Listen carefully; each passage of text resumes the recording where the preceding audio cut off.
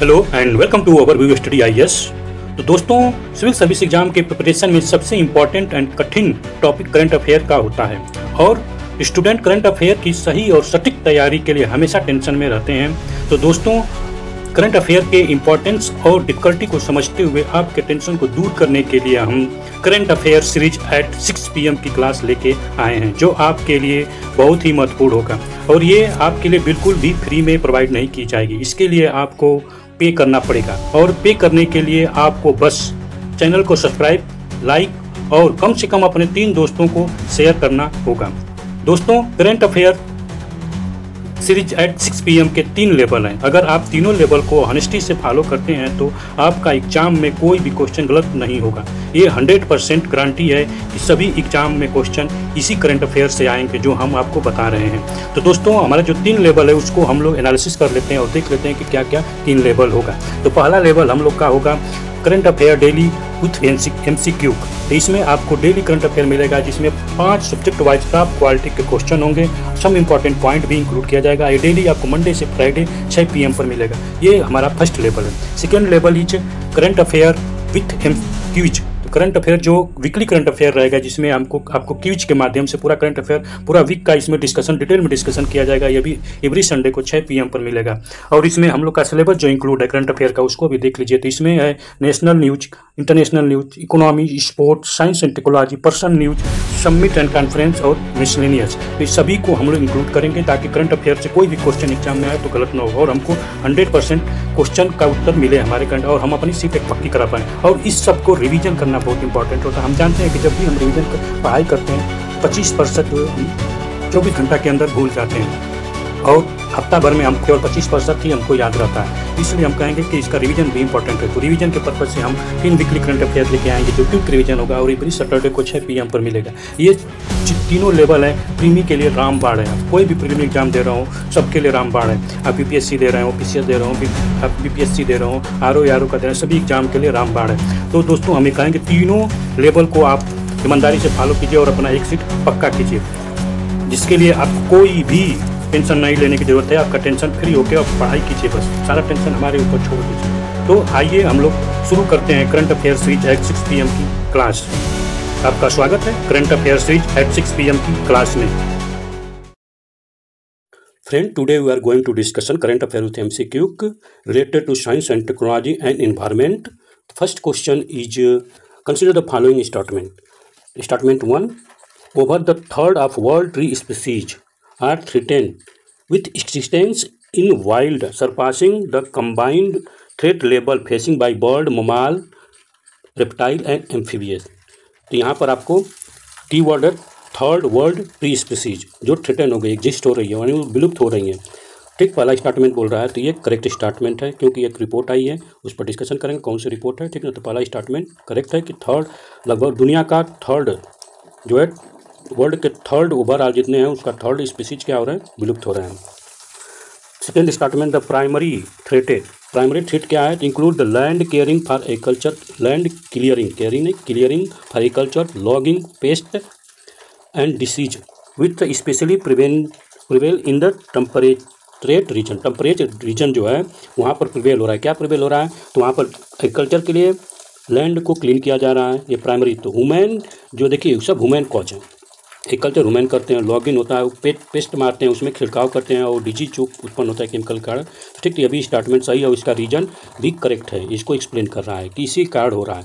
तो जब भी आप इन्वायरमेंट थ्रेटन की बात आएगी तो आप फर्स्ट प्राइमरी रीजन ह्यूमन ही होते हैं। ठीक ना, तो ह्यूमन के एक्टिविटी के कारण क्या हो रहा है कि जो थर्ड वन ओवर दुनिया का लगभग 3/4 भाग क्या है एग्जिस्ट की तरफ जाना है। ट्री स्पीसीज की बात कर रहा है यानी पेड़ों पर रहने वाले स्पीसीज जो हैं। तो ठीक ना, तो यहाँ पर देखा जाए तो ये स्टेटमेंट करेक्ट है। अब इसको हम एक्सप्लेन देख लेते हैं जिससे और क्लियर हो जाएगा कि क्या न्यूज में था। तो न्यूज में यही था कि ग्लोबल असाइनमेंट रिवॉल्व किया है कि over the way third of world आज tree species are threaten with existing in the world. तो यहाँ से क्या हो रहा है कि वो थ्रेटन या तो उसको नुकसान पहुँचाया जा रहा है और वो क्या हो रहा है ख़त्म भी हो रहे हैं। ठीक, अब इसके लिए surpassing the combined threaten level factor level base जो ये थ्रेटन हो रहा है उसको फेस किसके द्वारा किया जा रहा है, तो बर्ड, ममाल, रेप्टाइल एंड एम्फीबियन। तो पहला स्टेटमेंट करेक्ट। तो botanical garden botanical garden conservation international BGCI and international union for conservation nature sorry IUCN जानते हैं कि रेड लिस्ट बुक जारी करता है, रेड बुक जारी करता है, उसमें सब बताता है कि कौन सा एग्जिस्ट है, कौन सा यानी वो लिस्ट जारी करता है, ठीक ना। तो ये दोनों का ये रिपोर्ट है और इसमें प्रोवाइड किया गया कि ये disturbing update during the UN biodiversity summit COP16। तो COP जो हो रहा है, UN बायोडाइवर्सिटी समिट जो हो रही है, उस कहाँ पर हो रही है, कोलंबिया में जो हुई है, उसमें ये अपडेट किया गया है कि 1/3 जो ओवरऑल थर्ड वर्ल्ड का ट्री है। देखिए कहना क्या चाह रहा है, कहना यह चाह रहा है कि UN बायोडाइवर्सिटी समिट COP16, ठीक, जो काली में हुई है कोलंबिया में, वहाँ पर IUCN और BGCI दो इंटरनेशनल बॉडी हैं जो इन्वायरमेंट से रिलेटेड अपना रिपोर्ट जारी करती हैं। उस रिपोर्ट में ये बोला गया है कि over the third world are tree species threaten, यानी दुनिया के लगभग थर्ड जो 1/3 बोले तो 1/3 क्या हो रहा है, एग्जिस्ट हो रहा है रीजन उसका, मोर देन रीजन वही प्राइमरी कास्ट जो बताया गया, ठीक ना। तो इसमें 1000 साइंटिस्ट कंट्रीब्यूट द सर्वे, इसमें 1000 जो 1000 के अप्रॉक्सी जो साइंटिस्ट कंट्रीब्यूट किए थे इस सर्वे में, और revolve 38% of the tree species are endanger. तो 38% जो है 1/3 वही बोल रहा है, 1/3 लगभग 38% ट्री स्पीसीज का इंडेंजर हो गई है, ठीक ना। According to Emily Beech of BGCI, biggest threatened tree around the world include land clearing forest, land clearing for agriculture and land को clear कर agriculture के लिए, logging pest disease with the particular prominent temperate region, hence statement 2। temperate region क्या होता है, तब geography पढ़ते हैं तो उसमें temperate region की बात की जाती है। तो ये temperate region आपका लगभग 10 डिग्री नॉर्थ साउथ और नॉर्थ दोनों साइड में, ठीक ना, से लेके आपका 23.5 डिग्री या 30 डिग्री भी कहा गया। अगर ज्योग्राफी ऑप्शन पढ़ते हैं तो इसमें और भी क्लियरिटी मिलती है, ठीक ना। तो उनके बीच के रीजन को कहा गया है टेम्परेट रीजन, ठीक है। अब यहाँ पर नेक्स्ट स्टार्ट में इसमें आई पॉइंट नोट डाउन कर लीजिए। आइकनिक स्पीसीज है जब magnolias, oaks, maples, ebony are among the most endanger. तो अब UPSC एग्जाम में, चाहे PCS एग्जाम में दे देगा और पूछेगा कि कौन सा इसमें से इंडेंजर्ड है, कौन सा क्रिटिकल इंडेंजर, कौन एग्जिस्टेंस है, ठीक ना। तो ये लिस्ट दे देता है, तो आपको स्पीसीज का नाम याद होना चाहिए, ठीक ना। Indicate world wide biodiversity catastrophe affecting entire ecosystem, ठीक। तो यहाँ पर दोनों स्टेटमेंट करेक्ट है और क्या एक्सप्लेनेशन, तो पहला ऑप्शन आपका सही है। अब हम लोग ऑप्शन ए इज करेक्ट। आप तो सेकंड क्वेश्चन देखते हैं। सेकंड क्वेश्चन साइंस रिलेटेड है, the deficiency of vitamin B9। यहाँ पर डिफिशियंसी के बारे में पूछ रहा है। ऐसा क्वेश्चन बहुत पूछा जाता है IAS में भी, PCS में भी, RO में भी, ठीक ना। तो इसको ध्यान दीजिए, नहीं तो फिर प्रॉब्लम होता है। विटामिन B9 कीवर्ड है, तो बोल रहा है कि क्या ये डिफिशियंसी, इसके डिफिशियंसी से क्या क्या प्रॉब्लम हो सकती है, यानी किसी ह्यूमन बॉडी में विटामिन B9 की कमी हो गई तो कौन कौन सा रोग होगा। तो एमीनिया ये करेक्ट होगा। इसमें क्या होता है, ये आयरन, इसमें ब्लड का थक्का नहीं बनता है, ठीक ना। तो इसमें क्या होता है कि एमीनिया में क्या ब्लड की कमी हो जाती है, थक्का नहीं कमी हो जाती है, ठीक। शॉर्टनेस ऑफ ब्रेथ ये भी करेक्ट है। कार्डियोवैस्कुलर डिसीज एंड स्ट्रोक ये भी करेक्ट है।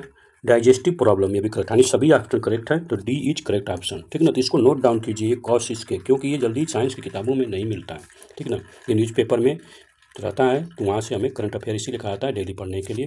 तो विटामिन B9 की डिफिशियंसी से बहुत सारे रोग होते हैं, various health issue and complication start हो जाते हैं, जिसमें क्या होता है, it is also known as folate या फोलिक। इस विटामिन को फ्लैटेड या folic, this vitamin play a important role in DNA synthesis, cell division and one entire well being होने के लिए, हमको अच्छा होने के लिए, स्वस्थ हेल्दी होने के लिए विटामिन B9 बहुत ही इंपॉर्टेंट रोल प्ले करता है। तो आपको जब भी आएगा एग्जाम में अगर पूछ देगा कि विटामिन B का रोल क्या है, तो आप DNA सिंथेसिस याद होना चाहिए, सेल डिवीजन में भी काम करता है। तो ये दो चीज़ें आपको दिमाग में रहे। It might result weariness, irritation, digestive issue, यानी पाचन तंत्र में भी इरिटेशन में, इस सब में प्रॉब्लम करने लगता है अगर इसका डिफिशियंसी हो जाता है। अब adding vitamin 9 promote the mood stability and cognitive performance, ठीक है ना। तो ये आपका अगर बढ़ता है तो इससे परफॉर्मेंस बढ़ जाती है। तो several situation vitamin B9 deficiency cause anaemia characterise by decrease in red blood cell decrease हो जाता है। Symptom such as shortness of breathness and dizziness. Vitamin B9 also require for body ability to generate red blood cell generate करने के लिए भी इसका use होता है। नॉर्मल न्यूरोलॉजिकल फंक्शन, और न्यूरोलॉजिकल फंक्शन सही से करने के लिए भी ये क्या इसकी बहुत ज़रूरत है। Vitamin B9 deficiency also linked cardiovascular illness include the stroke भी आ सकता है, which is know by the increase the mortality and morbidity rate. तो ये आपका कुछ पॉइंट है, इसको नोट डाउन कर लीजिए इंपॉर्टेंट पॉइंट को, ताकि आपका करंट अफेयर तैयार रहे। लास्ट टाइम आप करंट अफेयर तैयार करेंगे तो फिर वही प्रॉब्लम क्रिएट होगा। आप कितना पॉइंट मेमोराइज करेंगे, लेकिन थोड़ा थोड़ा करते रहेंगे तो आपका याद हो जाएगा, और सब बहुत ही इंपॉर्टेंट है। और साइंस टेक्नोलॉजी का टेंशन यही होता है कि ज़्यादातर आप पेपर उठा के देखिए, उसमें करंट अफेयर से ही क्वेश्चन पूछा जाता है, इसलिए मैं बोल रहा हूँ बार बार। Next question with reference to gravitational wave. तो यहाँ ग्रेविटेशनल वेव क्या है, हमारा कीवर्ड है। और कंसिडर द फॉलोइंग स्टेटमेंट, इसके रिलेटेड हमें कंसिडर करना है। तो क्या बोल रहा है, these are ripple in space time, ठीक ना। रिपल होता है किसमें, space time, cause by some most violent and energetic process in the universe. ये करेक्ट स्टेटमेंट है। देखिए ग्रेविटेशनल वेव जो है, इसकी शुरुआत, इसका जो प्रेडिक्शन किया गया था और आइंस्टाइन के द्वारा किया गया था, ठीक ना। तो आइंस्टाइन ने उसी समय ये बताया था, तो वहाँ से ये स्टेटमेंट करेक्ट है। ग्रेविटेशनल वेव आर विजिबल नहीं होता है। ये वेव ऐसा है कि विजिबल नहीं होता है, दिखाई नहीं देता है। These wave travel much lower than the speed, नहीं इसके बराबर स्पीड ऑफ लाइट से वेव चलती है। Gravitational wave speed of light से चलती है। तो इसमें कितने सही हो गए, तो ये भी गलत है। तो केवल एक स्टेटमेंट, ओनली वन, ठीक है ना। तो आपको जब तक क्लियरिटी नहीं रहेगा तो फिर क्या होगा, प्रॉब्लम हो जाएगा। जैसे यूपीएससी में पूछ देगा ओनली 1, ओनली 2, ओनली 3, और यूपीएससी को ही फॉलो करता है, को फॉलो कौन करता है, पीसीएस करता है। यूपी पीसीएस पक्का इसको फॉलो करता है उसी पर, ठीक है ना। और जब ऐसा हो जाएगा तो फॉलो करता है, ऐसा क्वेश्चन डालेगा 1 2 3 गो, तो फिर उसके बाद हम बहुत पीछे हो जाएंगे, ठीक है। तो ये जो न्यूज़ थी ग्रेविटेशन वेव से रिलेटेड, इसमें नासा जो है, नासा का फुल फॉर्म है यूनाइटेड यूएस का जो नासा है, क्या national aeronautical and space administrative, क्या क्या अनवॉल्व किया, क्या क्या है कि new development prototype telescope that can be use to study the gravitational wave in outer space. Outer space में क्या होता है, आउटर स्पेस उस स्पेस को बोलते हैं जो पृथ्वी के लेयर से बाहर है, ठीक है ना। पृथ्वी के लेयर का देखेंगे तो 5 लेयर हैं, ठीक। पहला है, जैसे हम कहाँ बताएं, यही बता देते हैं, ठीक ना। देखिए पृथ्वी है, ये पृथ्वी है, इसका पहला लेयर लगभग 8 से 10 किलोमीटर, 18 किलोमीटर नहीं, 8 से नहीं, 18 से 20 किलोमीटर है, ठीक ना। यार बहुत तबीयत खराब है। तो इसको बोलते हैं ट्रोपोस्फियर, ठीक। ट्रोपोस्फियर या ट्रोपोपोज भी होता है, ठीक। अब इसके आता है स्ट्रोस्फियर के बाद मेसोस्फियर के बाद आता है थर्मोस्फियर, ठीक। तो कितना लेयर हो गया, 1 लेयर, 2 लेयर, 3 लेयर, आइनोस्फियर, 5वां लेयर आइनोस्फियर, उसके बाद आपका आउटर स्पेस। तो ये आउटर स्पेस होता है, ठीक ना। तो आपको ये याद रहे, तो इसी में आउटर स्पेस में लाने की बात की जा रही है, ठीक ना, टेलीस्कोप को। तो वो टेलीस्कोप कौन कौन बना रहा है, तो नासा और यूरोप एजेंसी दोनों मिल के बना रही है। उस टेलीस्कोप का नाम क्या रखा गया, लीजा का फुल फॉर्म क्या है, तो लेजर इंटरफार्मेटर स्पेस एंटीना, ठीक ना, इसका नाम है। फुल फॉर्म परीक्षा में पूछ दिया जाता है। The primary goal of LISA mission is research gravitational wave by the launching 3 spacecraft into earth orbit and arranging in earth orbit में इसको लॉन्च किया जाएगा। Triangular format with 1.6 million miles on each side, ठीक ना। Gravitational wave are ripple in space time create by the some universe most destructive and intensive process. Albert Einstein predict the presence of the gravitational wave 1916 यानी 1916 में। 1916 कैसे याद रहेगा, तो home rule, ठीक है ना। 1916 में इंडिया में क्या चला था, होम रूल लॉन्च किया गया था। तो आप याद कर सकते हैं, जब होम रूल लॉन्च किया गया था उस समय आइंस्टाइन जो है प्रेडिक्ट कर दिया था ग्रेविटेशनल वेव के बारे में, ठीक ना। इसका जनरल थ्योरी एक किसके साथ, तो जनरल थ्योरी ऑफ रिलेटिविटी, इसी के तहत इनको नोबेल पुरस्कार भी मिला है, ठीक। ग्रेविटेशनल वेव आर इनविजिबल, दिखाई नहीं देता है। Ripple across the space, gravitational wave travel the light के स्पीड से, ठीक। तो ये उसका स्पीड है 18600 mile per second, an second. और फर्स्ट स्टेटमेंट करेक्ट, सेकेंड और third statement is not correct, ये is correct option. Next question 4th is recently क्या हुआ है, 7.0 magnitude earthquake lead to erupt the Sheveluch volcanic. तो volcanic क्या है, एक वोल्केनिक इरप्ट हो गया है, किसके कारण, तो अर्थक्वेक के कारण। और कौन सा बालकोनिक इरप्ट हुआ है? शिवलुच बालकोनिक इरप्ट हुआ है। तो ये कहाँ इरप्ट हुआ है, इसी के बारे में। What is it is located in, कहाँ पर लोकेटेड? रसिया में, कमचटका पेनिसुला में अर्थक्वेक आया था रसिया में, जो कि 7.7 मैग्नीट्यूड का था। और अर्थक्वेक को कौन सा यूनिट से मापा जाता है, उसका स्केल क्या होता है, उसको कमेंट सेक्शन में आप बताइए, ठीक ना। कुछ आप लोग भी करते रहिए, नहीं तो मज़ा नहीं। आप कमचटका पेनिसुला आप मैप में देखना आपका काम है, इसीलिए मैं बोलता हूँ मैप में आप करंट अफेयर पढ़ें तो आप पेन पेपर और एटलस लेके बैठे, ठीक ना। आप एक एक चीज़ लेके चलूँगा तो प्रॉब्लम बहुत ज़्यादा, ठीक ना। कमचटका प्लेट आप देखेंगे तो सी ऑफ ओकोस्ट और नॉर्थ पैसिफिक ओशियन के बीच में, ठीक ना, या बेरिन सी के बीच में, बेरिन सी और सी ऑफ ओकोस्ट के बीच में, ठीक ना है, कुरिन आइलैंड के जस्ट नॉर्थ में। अब इतना बता दिया, आप मैप में देखें आपको मिलेगा, ठीक। तो यहाँ पर यही रीजन था जिसके कारण क्या हुआ, इरप्शन हो गया, ठीक। नेक्स्ट क्वेश्चन देखते हैं, C is correct option. Consider the following statement about the miombo forest के बारे में। It is biome that include the tropical and सब tropical grassland. These forest are wild spread in South America. गलत, South America में नहीं, ठीक ना। कहाँ पर? अफ्रीका में, ठीक। तो कौन सा स्टेटमेंट करेक्ट है? तो ये इज करेक्ट ऑप्शन। एक्सप्लेन देखेंगे तो और भी क्लियरिटी आ जाएगी, ठीक ना। तो यहाँ पर बोल रहा है कि united nation food and agriculture organisation FAO, ठीक। देखिए थोड़ा सा इसके बारे में जानते हैं। यूनाइटेड नेशन FAO जो है फूड एंड एग्रीकल्चर ऑर्गेनाइजेशन जो है यूनाइटेड नेशन की स्पेशल एजेंसी है, जिसका काम होता है हंगर को रिड्यूस करना, यानी ख़त्म करना है, पूरा ख़त्म करना है। हंगर रिड्यूस नहीं करना, ख़त्म करना है।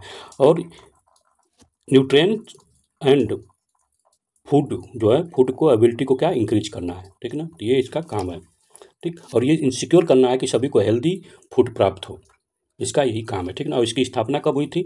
तो 16 अक्टूबर 1945, ठीक। इसकी स्टेबलाइजेशन हुआ था। इसका रोम में हेडक्वार्टर कहाँ पर? तो रोम इटली में है। और 16 अक्टूबर को हम क्या मनाते हैं? World food day.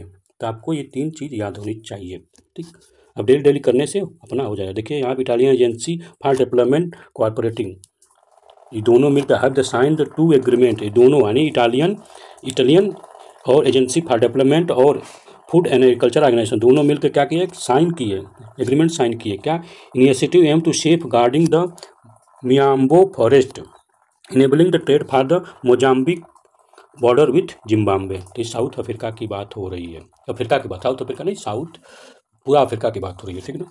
This programme aim to promote the sustainable development and cooperate between the.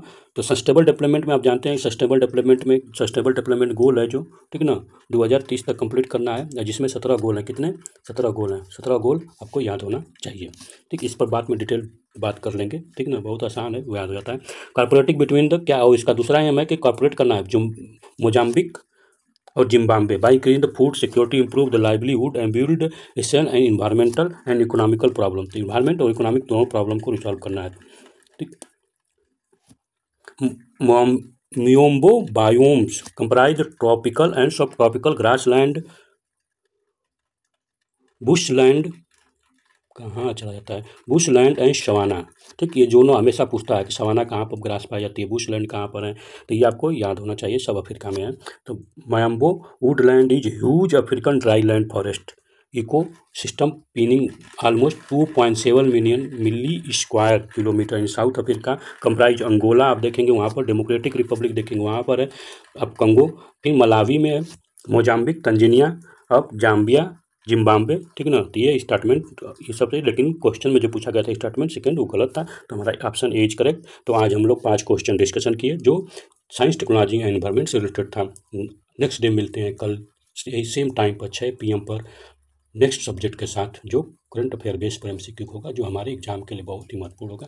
तो चलिए, थैंक यू। आपको पसंद आया तो लाइक शेयर सब्सक्राइब करना मत भूलें, अपने फ्रेंड को भी शेयर कीजिए, जिससे कि फैमिली यूट्यूब जो फैमिली है ये ओवरव्यू स्टडी IAS की बड़ी हो जाए। जब बड़ी हो जाएगी तो कुछ माइलस्टोन इस पर कार्य किया जाएगा, जिससे सभी स्टूडेंट को बेनिफिट प्राप्त हो।